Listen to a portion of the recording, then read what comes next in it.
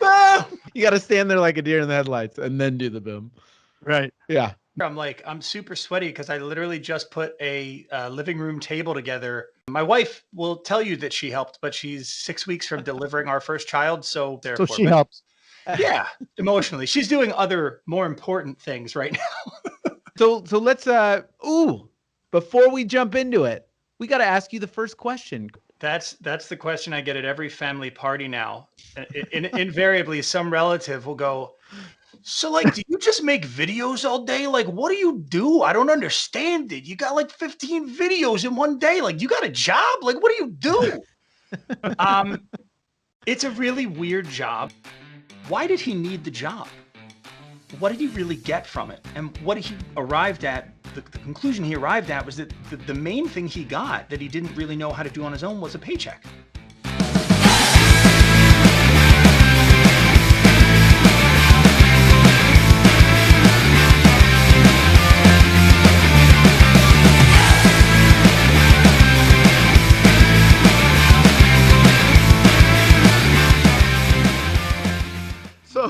So Greg, your keynote speaker, motivational speaker, it says here, disruption and creativity subject matter expert. Mm-hmm. What is that? I love it. Talk to me about that. I love it. That's the question I get at every family party now. Invariably, some relative will go, so like, do you just make videos all day? Like, what do you do? I don't understand it. You got like 15 videos in one day. Like, you got a job? Like, what do you do? It's a really weird job, but it's also the coolest, I think, job that anybody could have. A lot of your listeners probably go to conferences on a regular basis. And I lived that life for many years as a sales rep, a sales manager, a marketing manager. And depending on what I was selling, in some cases, like I really had a hard time getting people to want to talk to me because they found out I was a vendor and they ran. Right. Now I'm the person they see on stage. I'm the person sometimes they're coming to see, and it's a totally different conference experience. It's the best job I've ever had. And the way I fell into it was by probably the worst experience that I've ever had to undergo. I was at the top of my career working for a mid-market insurance broker, doing a lot of commercial P&C sales. So doing really well there, kind of cranking on all cylinders. And at night, I was working as a dueling piano bar entertainer. So I would play the piano. I'd travel all over the world. I mean, at this point, I've played on 5 continents, like almost 20 countries, a bunch of states and whatnot. And that was sort of like my 2 lives. During the day, that was my sort of buttoned up suit and tie life. And at night, it was like all bets are off.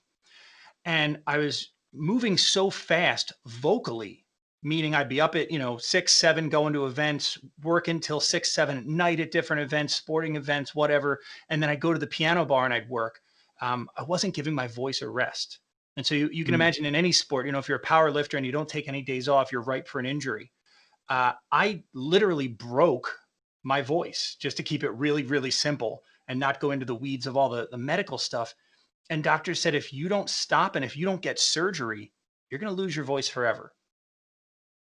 Wow. And that was a real shock to my system. And it made me look at my life and the things that I said I wanted to do and the things that I said I valued and were important to me and really analyze whether I was living them or not, whether I was making the biggest impact for the world that I felt I could. And ultimately it took someone else. It took a coach who wasn't really my coach. It was someone that I met, but you can coach anybody if you have the right impact. It took someone that I met who, after sort of telling each other our stories, she looked at me and said, "You don't see it, do you?" And I said, What don't I see? She said, "You've been describing these different parts of your life and these different interests that you have sort of as disparate, as disconnected, as like, this is work, Greg, and this is sport, Greg, and this is travel, Greg, and this is fun, Greg. I see how those all connect in the middle in a hub." And when she told me that, it was like mind friggin' blown. Like, how did I not see that on my own? And it's because I was too wrapped up in the day to day. And so I made the decision then and there that I was going to do as much research as I could to figure out if this was a viable career, how I would do it. So I met with almost 100 professional speakers and coaches, asked them what they did right, asked them what they did wrong when they were getting started, and made the decision. The decision was made for me, but I decided instead of looking for another job, I decided in June of 2019 to become a professional speaker coach and used my experience throughout my entire life to talk about disruption and how we can make it and manage it. I love it. I love it. So talk more about, what do you mean by disruption? Well, I love it because it connects so much with what you're trying to help your listeners do, right? You help them work on their business, not in their business. So there's that dichotomy of how you can look at your job or how you can look at your agency, right? But there's also that dichotomy of how you look at change. So I define disruption. Let's just stop. Disruption is a category of change. I think there's people out there that throw the word around and have no idea what it means. And they think it's reserved for like these Silicon Valley kids in like hoodies and like chucks, like, you know, like unicorns and VC and all these technical terms that, you know, like, no, it's really simple. It's a type of change, right? It's the most valuable type of change, which is why you hear it talked about a lot, which is why people want to say they're disruptors or disrupting or whatever. Disruption is a change that sustains and sets a new standard.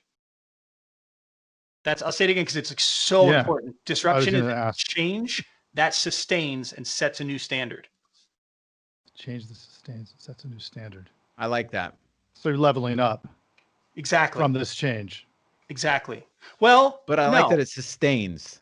I like that part. I mean, yeah. Yeah, because I mean, how many times do we do something and it's like it doesn't sustain, right? I mean, we're always trying. There's always a new diet or a new this or the new shiny object. I mean, especially in insurance, there's always a new shiny object. Shiny object syndrome. Yeah. It's like the fidget spinner. You know what I mean? That wasn't a disruption. That was like the lowest form of change. That was an interruption. That's like a television commercial. Right. Like, it's right in the middle of what you wanted to be doing and what you'd like to get back to doing. The procrastination. The procrastinator. That's what they should call it. Yeah. Well, it's so funny. Like that's what I'm writing my first book, and the initial title, if you go on my website, at gregoryoffner.com or at goalofmygoal.com, if you go on the website, you'll see this mock-up of the book, and it was going to be living on tips.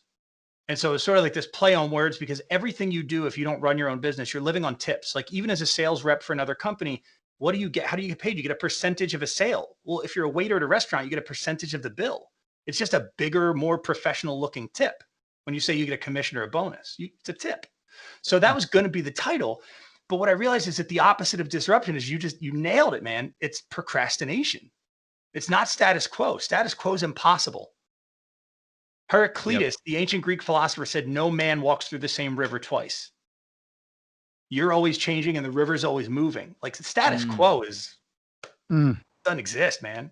You're either procrastinating or you're creating disruption. So this must have been an enormous disruption to your life to go from this suit and tie and the piano, right? Two kind of polar opposites in and of itself, to this full on committed to this, right? Because you're at this point, you're also not playing the piano. No, I do. Yeah, I do. No, but at the point when you changed, did you kind of just fold everything, or you had to?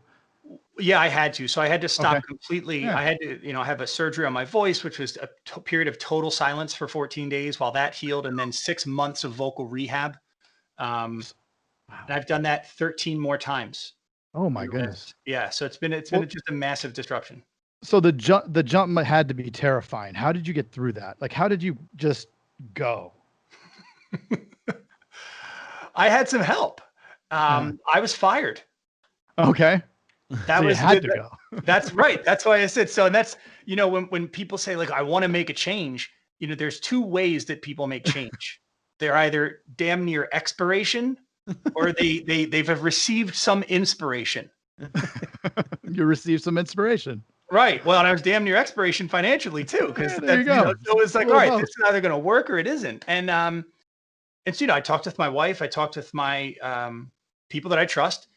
And I said, this seems like the perfect time to do it. And I was reading a book that really set me in that mind frame. And it was written by a man who was a psychologist. So I'm very interested in psychology, behavioral economics.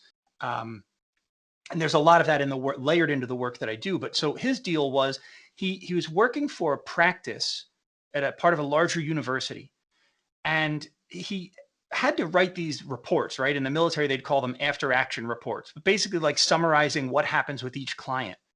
And it added zero value to his relationship with the client. It added zero value to his ability to treat the client better. It added zero value. And so he went to his boss and he said, look, this takes up a tremendous amount of my time. It takes up a tremendous amount of my mental energy because I don't like doing it. And it doesn't add value. I don't see the purpose. I don't see why. And I'd like to see if we can find a better way. I'd like to see if we could stop doing this.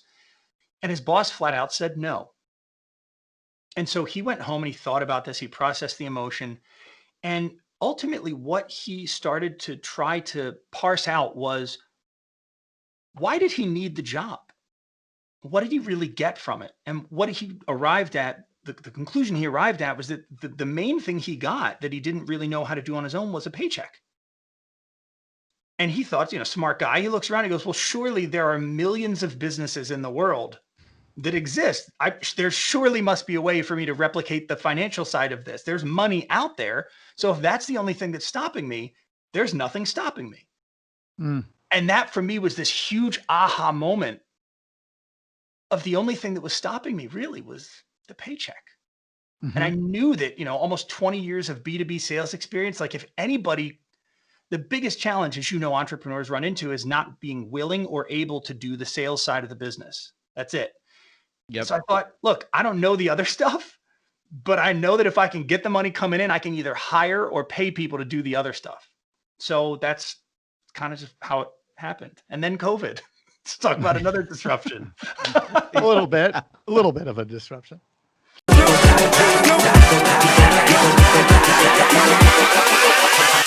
Hold up.